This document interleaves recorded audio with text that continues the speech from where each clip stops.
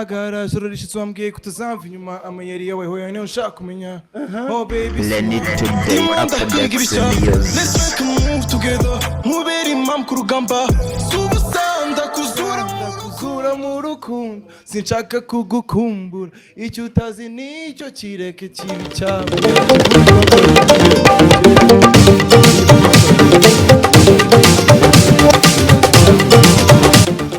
ku isi haravugwa iki, mu Rwanda ho bimeze bite? Uyu munsi ni Friday, icyumba cya rap concert niyo nkuru igezweho nyuma yuko gisubitswe kubera imvura nyinshi cyane. Insengero zaba zigiye gufungurwa. General Muhozi we yaretse iby'imbuga nkoranyambaga ati bye bye X.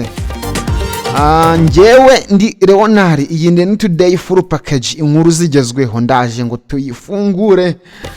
Wowe ntiwibagirwe gukora subscribe, today is another day.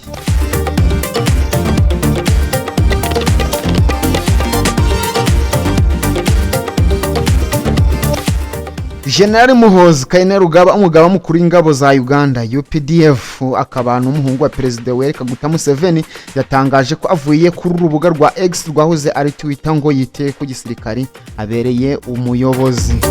Mu butumwa yanditse kuri uyu wa gatanu tariki 10 Mutarama 2025 abinyujije ku rugo rubuga mbere yuko konti ye ivaho, kuko ubu iyo wanditsemo amazina ye yakoreshaga utamubona.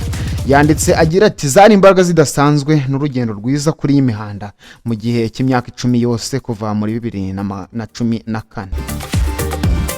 Uyu mujenerali wajyaga ataripfana kuri urubuga yasobanuye ko kugenda kwe bishingiye ku kuba igihe kigeze ngo yite ku ngabo. Yanditse ati igihe kirageze ko ku gitekerezo n'umushinga wa Nyagasani Yesu Kristo ngo njye kwita ku ngabo za UPDF, ingabo za Uganda.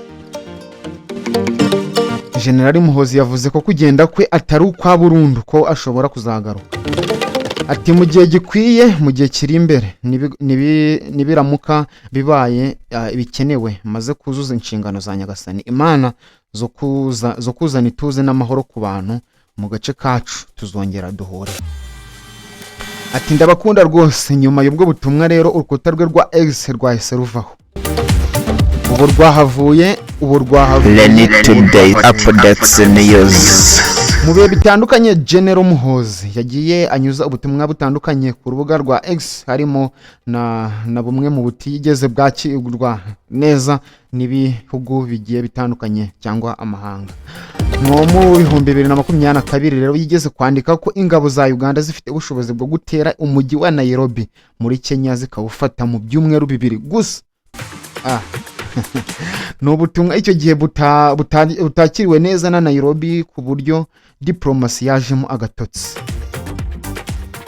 Mu kuboza kwa 2024 ejo bundi nibwo yanditse ko umunsi Donald Trump yarahiriye kuyobora Leta Zunze Ubumwe za Amerika azamufasha kwigarurira Khartoum, umurwa mukuru wa Sudan. Ndetse vuba aha yari yananditse ko agiye gutera Repubulika Iharanira Demokarasi ya Kongo, akarasa abacancuro b'abazungu bakorera mu burengerazuba bwa DRC.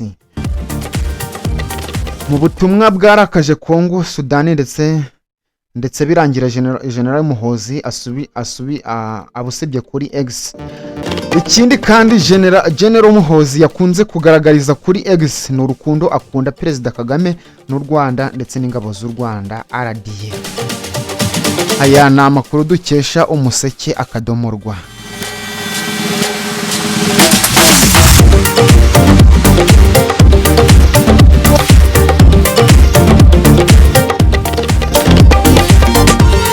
Perezida wa Repubulika Paul Kagame yagaragaje ko insengero zafunzwe zizagenzurwa, izujuje ibisabwa zigakomorerwa zigakora nk'uko bisanzwe. Yabigarutseho mu kiganiro yagiranye n'itangazamakuru cyo kuri uyu wa kane tariki 9 Mutarama 2025. Muri Kanama 2024 urwego rw'igihugu rw'imiyoborere RGB rwatangaje ko mu nsengero zisaga ibihumbi 13 zakorewe ubugenzuzi, nibura 59.3% zafunzwe kubera zitujuje ibisabwa.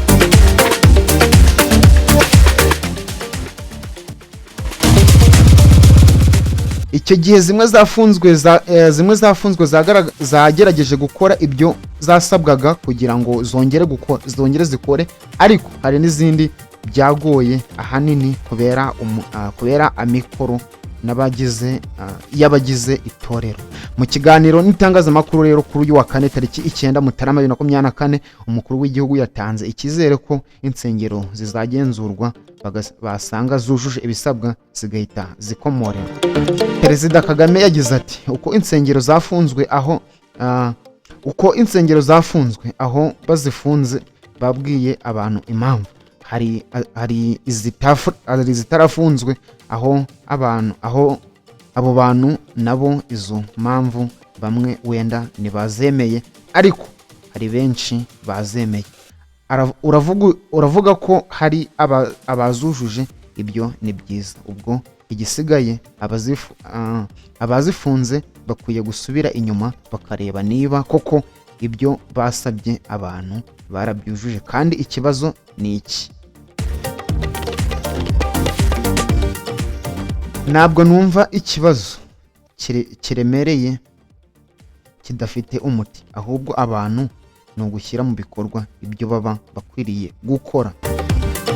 Yakomeje agira ati ikibazo cy'insengero cyavuzweho byinshi, ariko iyaba abantu namwe mwajyaga mu mizi y'ikibazo mukagisesengura, ubundi ntabwo numva impamvu insengero zigeze aho zigomba kuba ikibazo, kuko ubanza biba mu Banyafurika gusa. Sinzi ko hari abandi insengero zaba ikibazo. Umukuru w'igihugu asanga mu madini adakwiye kurangwa n'akajagari n'imikorere mibi. Ati ubundi ikintu icyo ari cyo cyose nizo nsengero cyangwa ibindi bigira uburyo bikurikiza kugira ngo bibeho. Iyo bibaye bibaho bite? Bikorwa bite? Abantu bashaka ibindi bitunganye mu gihugu bakwiye kuba bibaza ibyo bibazo.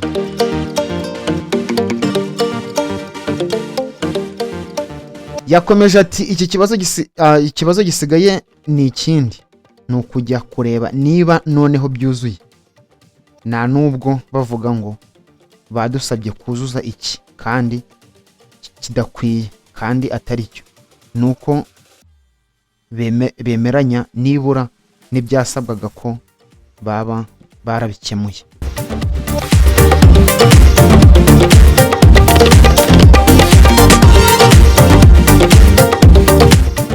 Icyumba cya rap rero ni icyumba cya rap concert cyarasubitswe rero, cyagombaga kuba ku itariki 28 z'ukwezi kwa 12 hari kuwa gatanu, ariko ntago byagenze neza kubera imvura yabaye nyinshi. Uburyo ubwo abari bitabiriye, abari baguze amatike bahageze babura, nabo ibintu birabacanga, birangira igitaramo gisubitswe cyemurirwa uyu munsi ku itariki 10 Mutarama 2025.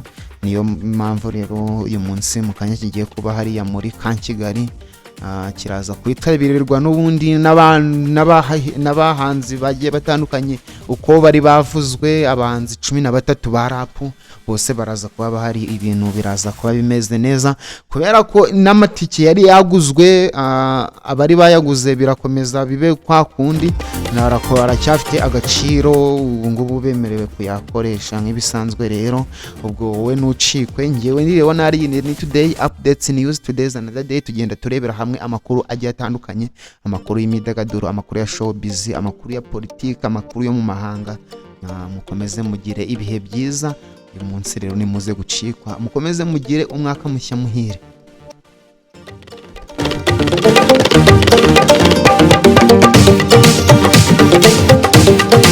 Lenny Today Updates News.